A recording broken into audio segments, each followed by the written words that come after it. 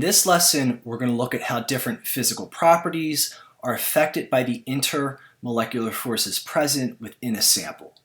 So different properties of molecular compounds are going to be affected by the strength of the intermolecular forces that are present.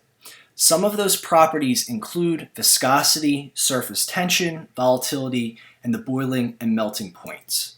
So the first property is volatility, and that's a measure of how easily a liquid evaporates. Or we could also say as it goes from being a liquid to a gas. For this property right here, the stronger the intermolecular force is present, the lower the volatility is going to be. So the stronger those molecules are held together, the harder it is then for that substance to evaporate, so the lower the volatility is going to be.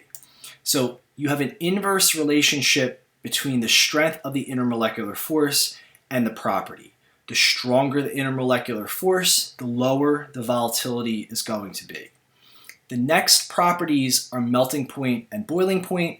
The melting point is the temperature at which it goes from being a solid to a liquid, whereas the boiling point is the temperature at which it goes from being a liquid to a gas.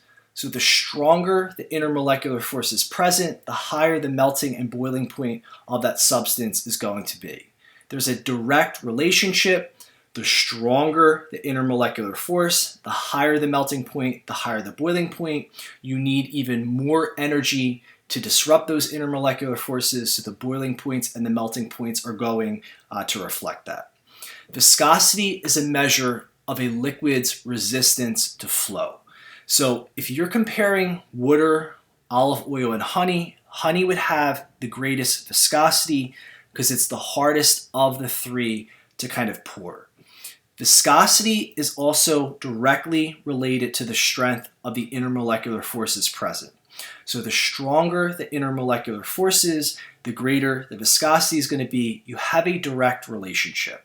So the stronger those intermolecular forces are, the harder it is for the liquid to kind of flow or for it to pour. And then finally, surface tension is the net inward force experienced by molecules on the surface of a liquid. So the stronger the intermolecular force present, the greater the surface tension is going to be. You once again have a direct relationship.